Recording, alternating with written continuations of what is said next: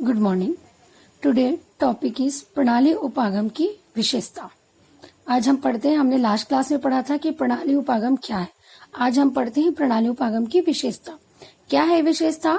सबसे पहला पॉइंट ये है कि प्रणाली उपागम की जो विशेषता है वो कौन सी है। पहली जो विशेषता है कि उद्देश्यों के निर्धारण हेतु समुचित आधार। क्या होता है कि प्रणाली उपागम क्या होता है?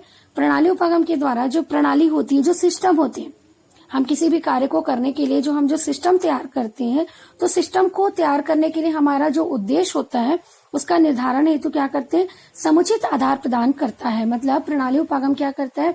जो हम सिस्टम तैयार करते हैं, जब हम कोई सिस्टम, कोई व्यवस्था तैयार करते हैं तो उसका उद्देश्य होता है, और उद्देश्य के लिए क्या करता है? प्रणाली उपागम हमको एक आधार प्रस्तुत करता है जिससे हम क्या कर सके? अपने निश्चित उद्देश्य को प्राप्त कर सके। दूसरा है विशिष्ट समस्या पर आधारित। क्या होता है कि प्रणाली उपागम जो होता है मूल रूप से क्या होता है कि प्रणाली की जो समस्या होती है उस समस्या के समाधान पर आधारित होती है। तो क्या होता है कि प्रत्येक प्रणाली में अनेक प्रकार की समस्याएं होती है जिनका समाधान हम किससे कर सकते हैं? केवल प्रणाली उपागम के द्वारा ही कर सकते हैं, क्योंकि प्रणाली में हम प्रणाली जो सिस्टम बनाते हैं वो किसी न किसी समस्या के समाधान के लिए बनाते हैं, और समस्या के समाधान को बनाने के लिए हम क्या करते हैं? उद्देश्य को बनाते हैं। तो उसी समस्या के समाधान को हम किसके द्वारा पूर्ण कर सकते हैं? प्रणाली उपागम के द्वारा ही हम अपनी समस्या का समाधान कर सकते हैं। फिर क्या है? उद्देश्य प्राप्ति का निरीक्षण सरल। प्रणाली उपागम के द्वारा समस्या समाधान हेतु क्या होता है? प्रणाली प्रारूप का निर्माण किया जाता है। मतलब प्रणाली उपागम के द्वारा क्या होता है? जो प्रणाली में जो समस्याएं होती है उसके समाधान के लिए एक प्रारूप तैयार किया जाता है कि हम अपने उद्देश्य को किस प्रकार प्राप्त किया जा सके, और उस उद्देश्य को प्राप्त करने के लिए हम क्या करते हैं? प्रणाली उपागम का निर्माण किया जाता है, जिससे क्या होता है? हम उद्देश्य की प्राप्ति कर सकते हैं। फिर क्या है कि प्रभावशाली ढंग से समस्या का समाधान करना। प्रणाली उपागम के द्वारा जो हमारे पास जो समस्या उत्पन्न होती है उसका हम क्या कर सकते हैं? प्रभावशाली ढंग से हम अपनी समस्या का समाधान कर सकते हैं, क्योंकि प्रणाली उपागम ही क्या है? एक व्यवस्था है, और व्यवस्था के द्वारा ही हम क्या कर सकते हैं? उसकी एक अच्छे से समस्या का समाधान कर सकते हैं। फिर क्रमबद्ध व्यवस्था। प्रणाली उपागम क्या होती है? क्रमबद्ध व्यवस्था होती है। कैसे होती है? जब हम किसी कार्य को करते हैं, जैसे हम किसी भी कार्य को करते हैं, अगर मान लो के बाद हम एक छोटा सा प्रोग्राम भी करते हैं तो हम उसकी एक व्यवस्था बनाते हैं कि सबसे पहले हम कौन सा कार्यक्रम होगा। जैसे अगर हम स्कूल में कोई प्रोग्राम कर रहे हैं तो सबसे पहले हम टीचर्स का स्वागत करेंगे, टीचर्स को इनवाइट करेंगे, फिर स्वागत करेंगे, फिर उसके बाद उसका प्रोग्राम करेंगे। तो वैसे ही हम किसी, जैसे शिक्षा से संबंधित अगर हमारे पास कोई भी प्रकार की समस्या हो तो हम उस समस्या के समाधान के लिए क्या करते हैं? एक क्रमबद्ध व्यवस्था बनाते हैं। क्रमबद्ध व्यवस्था क्यों बनाई जाती है? ताकि वो कार्य हमको क्या कर सके? आसानी से हम उस कार्य को अच्छे से कर पाए। इसीलिए प्रणाली उपागम के द्वारा क्या होता है कि किसी भी प्रणाली को जब हम बनाते हैं तो बनाने के लिए हम क्या करते हैं? उस कार्य को क्रमबद्ध व्यवस्था से हम करते हैं। फिर क्या है? साधनों का मितव्ययी प्रयोग। कैसे किया जाता है कि प्रणाली उपागम में क्या किया जाता है कि प्रणाली उपागम के अंतर्गत हम क्या करते हैं कि विभिन्न साधनों का हम प्रयोग करते हैं। जिस प्रणाली में क्या होता है? सजीव और निर्जीव क्या होते हैं? दोनों प्रकार के साधन होते हैं, ताकि हमारा जो उद्देश्य हो वो क्या हो सके? पूर्ण हो सके। हम क्या कर सकते हैं? उस कार्य को अच्छे से कर सकते हैं। इसलिए हम क्या करते हैं? अपने कार्य को पूरा करने के लिए साधनों का हम क्या करते हैं? प्रयोग करते हैं। फिर है समस्या समाधान की योजना। क्या होती है कि प्रणाली उपागम के द्वारा क्या होता है? हम समस्या का समाधान करने की योजना बनाते हैं कि हमारी किसी भी प्रकार की जो समस्या है उस समस्या का समाधान हम किस प्रकार से कर सके और कैसे किया जा सके कि हम उस समस्या का समाधान कर सकते हैं। तो प्रणाली उपागम के द्वारा हमारे पास शिक्षा से संबंधित किसी भी प्रकार की समस्या उत्पन्न होती है तो हम क्या कर सकते हैं? उस समस्या का समाधान कर सकते हैं। ठीक है। फिर क्या है? प्रणाली उपागम के पद या फिर सोपान। क्या सोपान होते हैं, क्या पद होते हैं? हम देखते हैं कि ये जो प्रक्रिया होती है वो कैसे चलती है, किस प्रकार चलती है, हम उसे देखते हैं। कैसे चलती है कि प्रणाली उपागम क्या होता है? ये प्रक्रिया जो होती है एक वातावरण में होती है। इस वातावरण में क्या होता है? अदा, प्रक्रिया, प्रदा और प्रतिपुष्टि।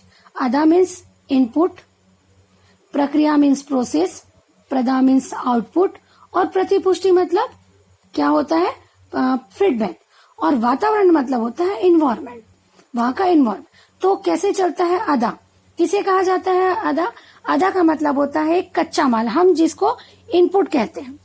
कैसे हम इनपुट देते हैं, किस प्रकार हम इनपुट देते हैं, हम इसको समझते हैं। जैसे कि एक एग्जाम्पल कि हम अपने स्कूल में हम क्या कर सकते हैं कि शिक्षा के क्षेत्र में हम क्या करते हैं कि समस्या से संबंधित हम आंकड़े लेते हैं। जैसे कि हमारी समस्या से संबंधित आंकड़े हैं, जैसे कि हमारा एक सिंपल से एग्जाम्पल है कि हम अपने क्लास को क्या कर सकते हैं, 100% अच्छे से अच्छा क्या करना है, परसेंट लाना, मतलब पूरे बच्चों को पास करना।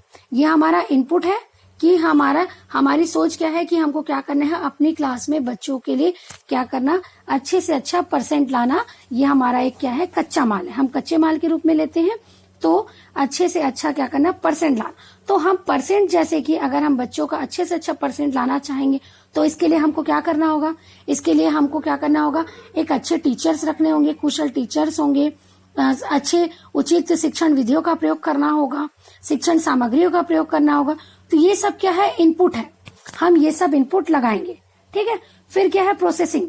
प्रोसेसिंग क्या है कि क्या करना, जब हम क्या करते हैं कि अपनी क्लास में हम अच्छा परसेंट लाना चाहते हैं, अच्छा परिणाम लाना चाहते हैं, तो हम क्या करते हैं, एक अच्छे टीचर्स का प्रयोग करते हैं। अच्छे टीचर्स होते हैं, अच्छे विधियों का प्रयोग करते हैं। तो क्या करते हैं, अच्छे शिक्षण विधियों का प्रयोग करते हैं, इत्यादि का प्रयोग करते हैं। तो क्या होता है कि शिक्षक और छात्र के बीच में क्या होता है, अंतःक्रिया होती है। जब हम बच्चे को पढ़ाते हैं, अच्छे टीचर्स होते हैं, अच्छे विधियों का प्रयोग किया जाता है, तो टीचर और छात्र के बीच में क्या होती है, एक प्रक्रिया होती है, अंतःक्रिया होती है। अंतःक्रिया मतलब इंटरेक्शन होता है, इसे क्या कहा जाता है, प्रक्रिया कहा जाता है। और प्रक्रिया के बाद होता है प्रदा। प्रदा मतलब आउटपुट।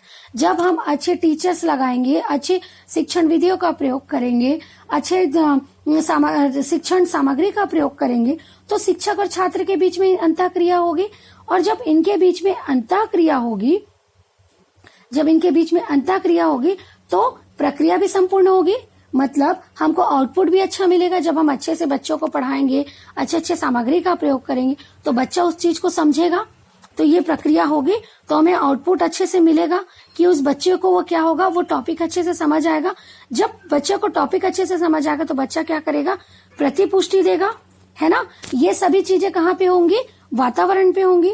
वातावरण में कैसे होंगी, वातावरण कौन सा होगा, यहाँ पे कक्ष होगा, क्योंकि यह प्रक्रिया कहाँ हो रही, क्लास में चल रही। क्लास में क्या हो रहा है, टीचर क्या कर रहा है, इनपुट दे रहा है। इनपुट कैसे दे रहा है कि वह अच्छे से शिक्षा कर रहा है, अच्छे से बच्चों को समझा रहा है, अच्छे विधियों का प्रयोग कर रहा है। और फिर उसके बाद में क्या हो रही, प्रक्रिया हो रही। प्रक्रिया किसके बीच में हो रही, शिक्षक और छात्र के बीच में क्या हो रही, प्रक्रिया हो रही। जब वो प्रक्रिया हो रही है, इंटरेक्शन हो रहा है, तो बच्चा पॉजिटिव रिस्पॉन्स दे रहा है कि हाँ उनको समझ आ रहा है, हाँ उस कार्य को करने में उनको इंटरेस्ट पैदा हो रहा है, रुचि उत्पन्न हो रही है, बच्चा बहुत इंटरेस्ट से उस पाठ को पढ़ रहा है। तो बच्चा क्या करता है, प्रतिपुष्टि देता है।